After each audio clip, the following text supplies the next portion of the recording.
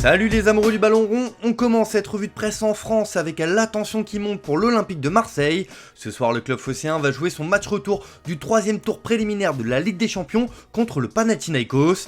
Et comme le placarde l'équipe ce matin, l'OM est sans filet. Battu 1-0 à Athènes lors du match aller, les Marseillais doivent allier solidité et efficacité pour remonter leur handicap et se qualifier pour les barrages de la Ligue des Champions. Dans ses pages intérieures, la Provence estime que les Marseillais n'ont pas vraiment le choix, c'est la qualification ou la panade.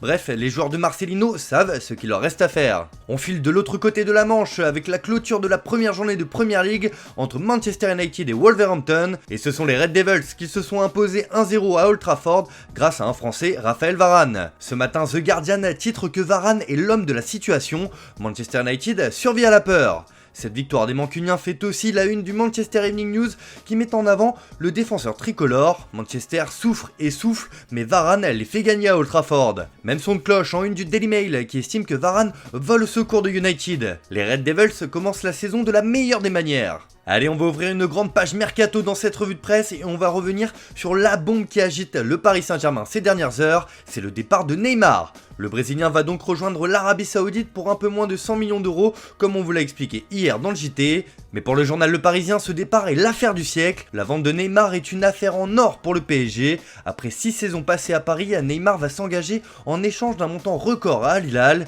Pour le club de la capitale, comme pour le joueur, ce transfert en Arabie Saoudite ressemble à une aubaine, car les deux parties vont récupérer énormément d'argent, surtout que sportivement, l'aventure de Neymar au PSG a été plutôt décevante, explique le quotidien. Dans le sens des départs d'ailleurs, le club de la capitale va envoyer 2 joueurs à la Roma, comme le reprend Il Romanista, Leandro Paredes et Renato Sanchez arrivent à Rome. L'Argentin va rapporter près de 4,5 millions d'euros bonus compris, alors que le Portugais va être prêté avec une option d'achat obligatoire de 15 millions d'euros en fonction d'un certain nombre de matchs joués. Évidemment, le dossier Mbappé fait encore couler beaucoup d'encre. Dans ses pages intérieures, l'équipe revient sur les dessous du compromis entre le joueur et le club. Le retour du capitaine de l'équipe de France dans l'effectif parisien n'est pas lié à la promesse de ne pas partir libre. Il n'a pas été question de prolongation dans les discussions avec le PSG, mais il s'est engagé à ce que le club ne soit pas lésé au moment de son départ. En tout cas en Espagne, ce nouveau revirement de situation fait également beaucoup parler. Le Real Madrid n'a pas perdu espoir de recruter le français libre en 2024, mais les merengues ont lancé un sacré avertissement aux joueurs comme l'a rapporté la célèbre émission El Chiringuito. Si Mbappé prolonge au PSG, cela signifiera aux yeux du Real Madrid qu'il ne veut pas les rejoindre dans un an.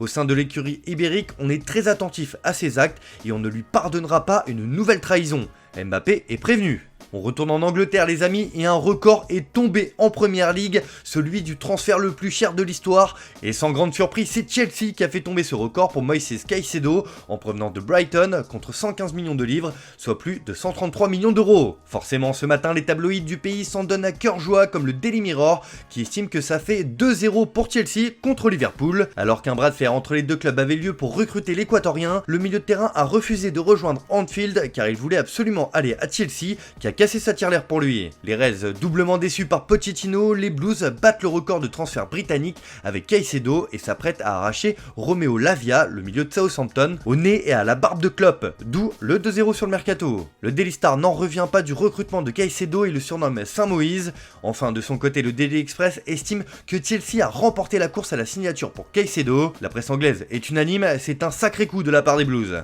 On reste dans la gazette des transferts, mais en Espagne cette fois avec le FC Barcelone qui va enregistrer un renfort de poids dans les prochains jours. Comme le placarde le quotidien Sport, Cancelo est sur le point d'arriver. Le Barça a fait une offre de prêt avec option d'achat à City et espère conclure l'affaire dès maintenant. Le club donne la priorité à la signature du latéral et le Portugais est la grande cible réclamée par Xavi. Le mercato du Barça prend une autre dimension avec ce recrutement. Le joueur de City est particulièrement attendu par Xavi qui réclamait son arrivée depuis de longues semaines déjà. Un mot tout de même sur la victoire de l'Atlético de Madrid hier soir contre Grenade 3-1. Comme le reprend As, l'Atleti démarre en trombe, but de Memphis, bon début pour Soyuncu et sifflé pour Joao Félix.